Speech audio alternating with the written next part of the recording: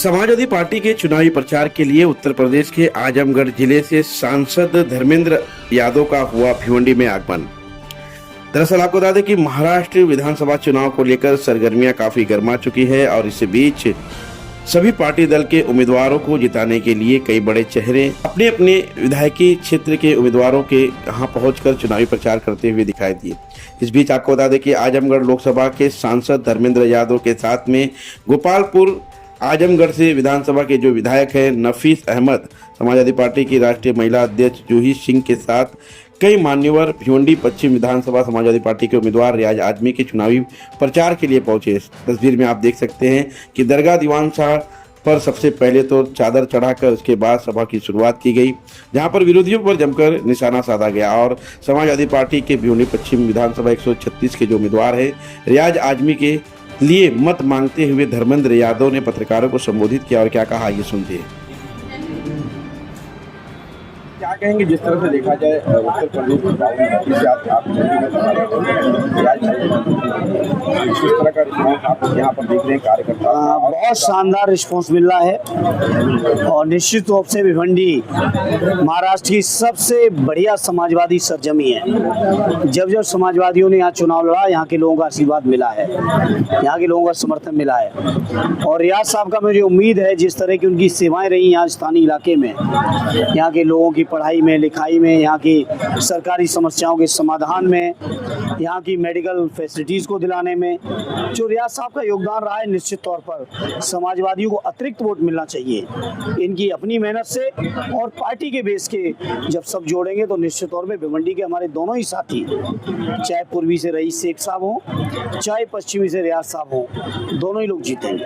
लेकिन देखा जाए इस बीच इंडिया गठबंधन की एक उम्मीदवार इनके समर्थन कहीं ना कहीं उसका भी नुकसान हो सकता है। आप क्या कहते हैं? अब देखिए, वो तो गठबंधन जो हो चुका है वो हो चुका है, जो बातें वो सब सामने हैं और मुझे उम्मीद ये है कि इस सीट पर इंडिया अलायंस के जो भी उम्मीदवारगण हैं, सबसे शानदार उम्मीदवार रियाज साहब हैं और इसलिए यहाँ के जागरूक लोग रियाज साहब को भी अपना समर्थन देंगे और दलों को भी, महाविकास अघाड़ी के अन्य साथियों को भी इस सीट को जीतने के लिए और बीजेपी को हराने के लिए रियाज साहब का साथ देना चाहिए। जात पात की राजनीति देखी जा रही है। अब देखिए, वो जो भी मुद्दे हैं वो सामने हैं।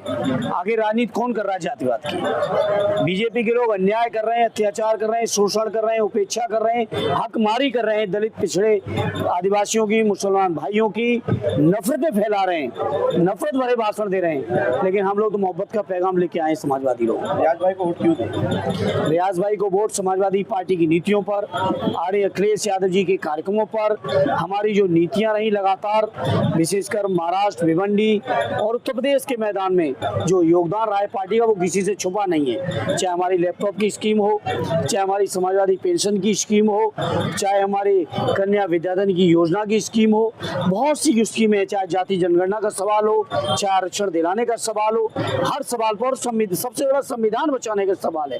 इन सवालों पर हम लोग लगातार लड़ रहे हैं और उत्तर प्रदेश की जनता ने साथ दिया है। मुझे उम्मीद है महाराष्ट्र के लोग भी साथ देंगे। भिवंडी वेस्ट में तकरीबन कहा जाता है कि 52% मुस्लिम वोट है।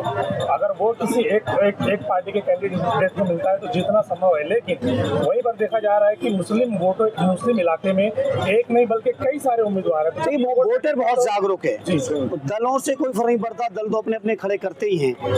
मतदाता बहुत जागरूक है। उत्तर प्रदेश के चुनाव को लेके भी तमाम तरह की भविष्यवाणी आप सब लोग मिल रहे थे, पत्रकार मित्र कर रहे थे, एग्जिट पोल कर रहे थे। जनता ने फैसला लिया, परिणाम आपके सामने है और यहाँ भी बहुत शानदार परिणाम आया लोकसभा का। हमें उम्मीद है इसी तरह की सरकार बनेगी इंडिया अलायंस की, महाविकास अघाड़ी की। क्या कहेंगे जिस तरह से देखा जाए यहाँ पर आरएसएस के कैंडिडेट को लेकर काफी घमासान सा है, कई लोगों पर भ्रष्टाचार के आरोप भी लगे हुए हैं। देखिए, जहाँ विपक्ष के भ्रष्टाचारी उम्मीदवार लोग हैं, वहीं हमारे उम्मीदवार न केवल उनकी इमेज साफ है, न केवल उन पर कोई आरोप नहीं, बल्कि मैंने अपने व्यक्तिगत प्रयासों से जनता की सेवा करने वाले इतने शानदार उम्मीदवार नहीं देखे जो यहाँ पर रियाज साहब हैं।